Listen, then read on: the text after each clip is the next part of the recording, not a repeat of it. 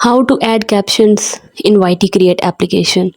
So hey guys, welcome to my channel, and in this video I'm going to show you how you can add caption in YT Create application on your video.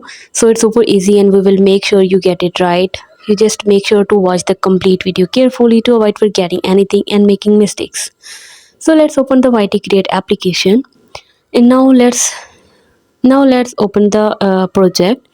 You can see I have this video. Now if I wanted to add the caption, so I can just simply tap right here on caption. Now you can see I can select one of them.